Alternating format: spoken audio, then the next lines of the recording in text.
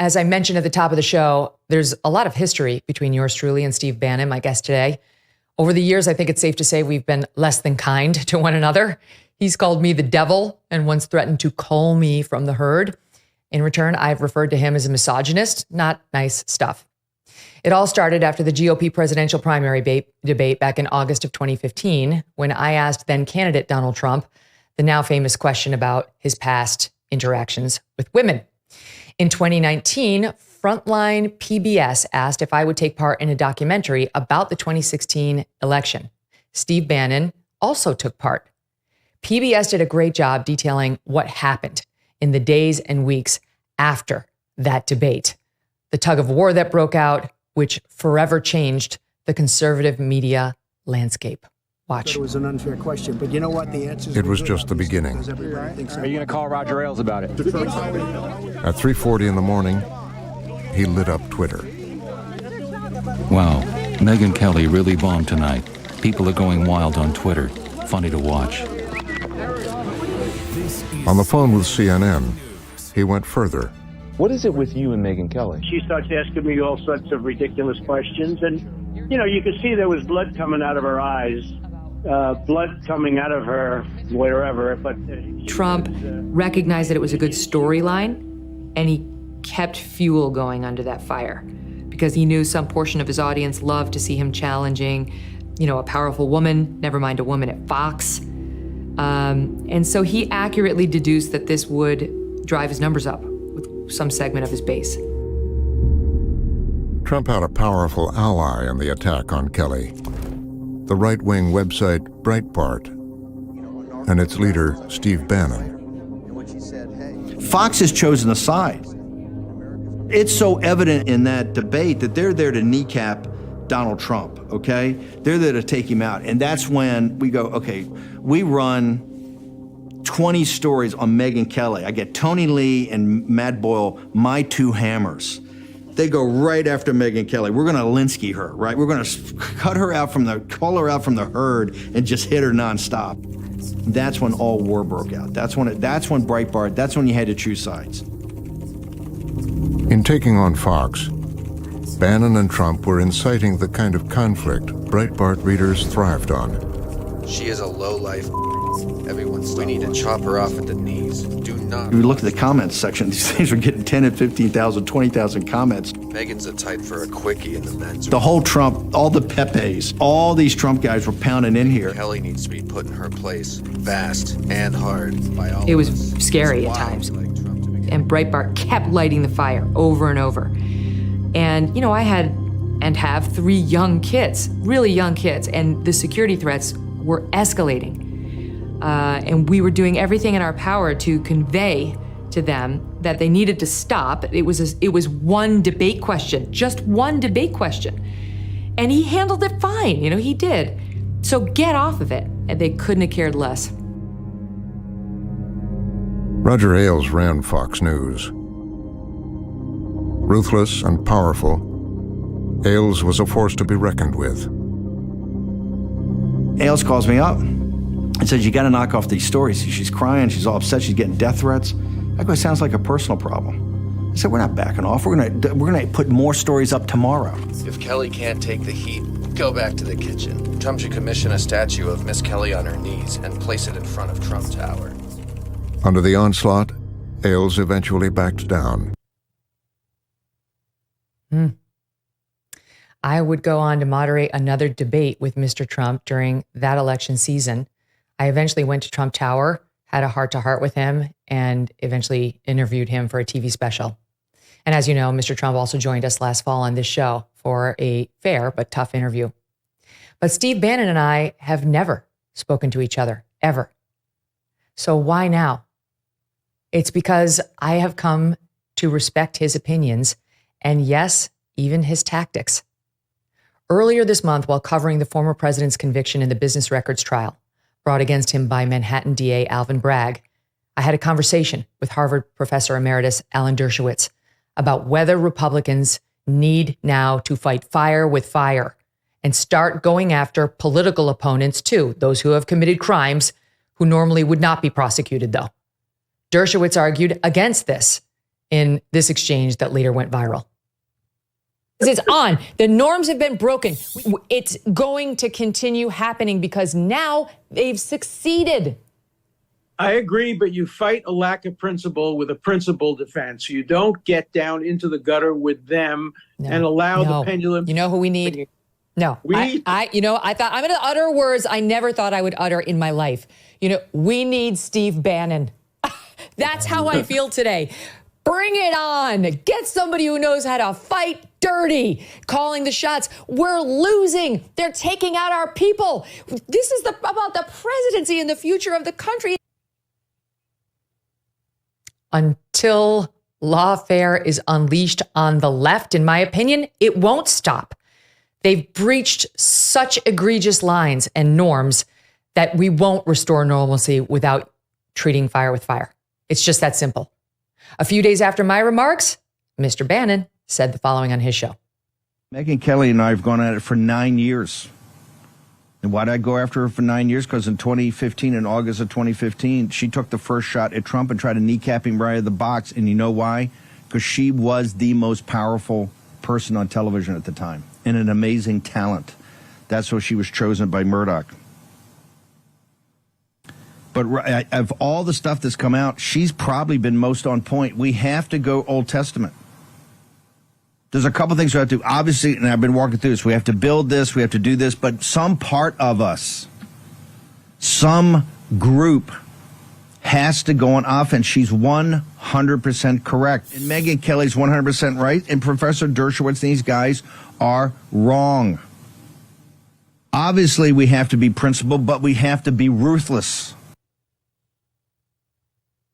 And now today, Steve Bannon is my guest. I'm very happy to have him here. Steve, that really takes us back down through memory lane. But I have to tell you, with now all this time to reflect on that whole story and the time that's passed since, I learned so many lessons from all of it, including the following. Number one, politics and political journalism are a blood sport, and you shouldn't be in the lane if you can't take it. It's not to say any of that stuff was pleasant for me or to, say it was all great. But I did learn a lot about myself. And I think I got stronger and I understood how to protect myself, mentally and emotionally in a way I never would have otherwise. This is the blessing of great challenges that could get thrown your way. And for a while there, I was angry with you and my assistant was very angry with you. I got to the point where I just didn't feel anger at all anymore. And I saw what you were doing in the political lane in a way that was extremely effective against the same, forgive the term, but enemies that I feel I have and I mean that in terms of issues that we're fighting on. And I thought he's a powerful ally. He knows how to win fights and he doesn't care about getting his hands a little dirty, within the lines, but a little dirty, and gets results. So I came to the point where I said, I really would like to talk to him. And while I'm not sure my assistant, Abigail Finan, supports it, I am past all of it and was really looking forward ultimately to this exchange today. How do you see it? I say the same way. The only, the frontline thing was fantastic except the end. And this is what I told Ailes. You were the most powerful person in all media at the time. That if you go back in time, and I just had a different worldview. I'm not a conservative. I'm not a Republican. I register as a Republican so I can vote, but I'm a populist nationalist. And our worldview is that you've had a managed, back in 15, 16, you had a managed decline of our country by our elites. And that the Republican Party, and particularly Fox News and the Murdochs, and a little bit Roger Ailes, who I revered, were what we call controlled opposition. And so it doesn't shock me today of where we are as a country in this fight. This is what our belief was back then. And that first debate, remember, it was only, I think, 45 days into the campaign, and we were all in for Trump as he was going to be the instrument for basically saving the country, stopping Hillary Clinton, eventually stopping her from getting Merrick Garland in as a permanent member of the Supreme Court. And I think we were just ahead of the curve at the time. And Fox was the problem. And you, as the most powerful member at Fox, and quite frankly, in all media at that time, were a huge problem. You could have taken Trump out. There's no doubt about it. You came very close on that if it hadn't been for his just natural quickness. And that's why, it's information war. We're at war. I'm not a media guy. I'm not a journalist. I've never done journalism in my life. I didn't go to journalism school. This is an information war. And what shocked me, even with Roger Ailes, who I revered, he still didn't quite get that it was you. I was coming, we were coming, it was Murdoch's, but it was you. And if we didn't stop that, it's like I say today, if you don't stop it, it's the same thing's happening in lawfare. If you don't stop it, it's going to continue. And we did, and you said we play inside the lines, hopefully most of the time, but we're not adverse to sometimes playing outside the lines if it is we're about victory. And I remember Roger called me and said, hey, she's got, at first he sent Peter Johnson down. We called first, and then he said, I'm going to send my lawyer down. And Peter came down, and Peter's a good man. And Peter was kind of like implying, threats and lawsuits. I go, hey, you got to go back and tell Ailes, we're not going to back off this. What are you talking about? We just started. And here's the thing, Tucker was at Daily Caller. Bill Kristol was at Weekly Standard. Rich Lowry was at National Review. We had always avoided. In fact, I told people when they came to work for me, you will not be on Fox News. You will never be on Fox News.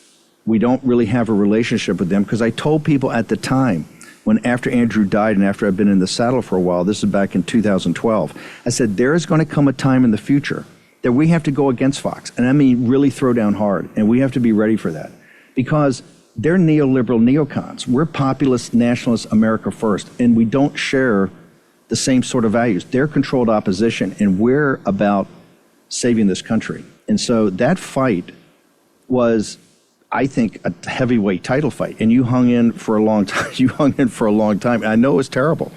I mean, Ailes told me, he says, look, she's got security threats. I said, dude, you're a $12 billion company. Get her the best security. You know all the Navy SEALs. Get her good security because we're not stopping. And, we don't think anybody's going to happen because all the Pepes are just all talk. But I said, we're not going to stop. And I tried to tell him, I said, hey, no offense, you're not the most powerful guy. If, you want me to talk to a principal, let me talk to her. She's the principal. You're just an agent. You're an intermediary. Mm-hmm. So it was, we had a ton of tough conversations, but if we hadn't won that, Trump would not have been president. Trump would have been gone in 30 days. If that debate and you had continued on, given the respect the audience had for you, the not the fan base, but you had a central part, like you're sitting in the middle right there for a reason.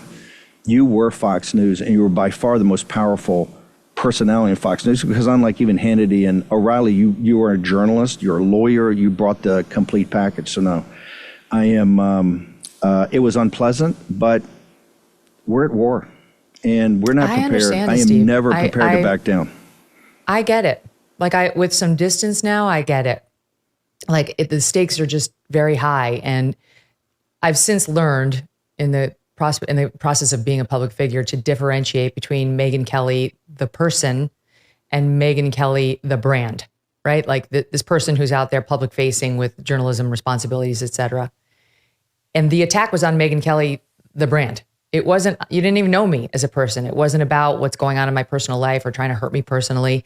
And I'm the one who put myself in the public arena, and I'm the one who asked that very tough question and had no right to be free from controversial fallout or negative opinions about me or my question, which I still stand behind. So I've just come to see it very differently. Again, you look back on how it was at the time, and it was traumatic for sure. And we were definitely in danger. But I understand what's happened because it was about the presidency and the stakes were far bigger than me or, my personal complaints. In any event, we had to go through it because there's no way of having you on without taking a little walk down that lane to figure out where we got. Do you ever think, how can I work this hard and still be in debt? Been there. The piles of overdue bills, the threatening phone calls, the sick feeling in your stomach, never having money to do anything, much less solve your debt problem, it just won't stop. If you are trapped in debt, Done with Debt can be a way out. Now, these guys have developed aggressive new strategies to end your debt permanently. Done with Debt stands between you and your harassing bill collectors. Wouldn't that be nice? They tirelessly negotiate with your creditors to lower or even forgive what you owe. And they do it all without bankruptcy or new loans. One client said, "One phone call saved us a fortune. I wish we did this long ago." Done with Debt has unique strategies to get you out of debt faster and put more money in your pocket every month. But you need to hurry because some debt solutions are time sensitive and you don't want to miss out. Visit donewithdebt.com. Talk with one of their debt relief strategists for free. You have nothing to lose except your debt. Go to donewithdebt.com. That's donewithdebt.com. Thanks so much for watching. If you like what you just saw, hit the subscribe button for more clips and full episodes.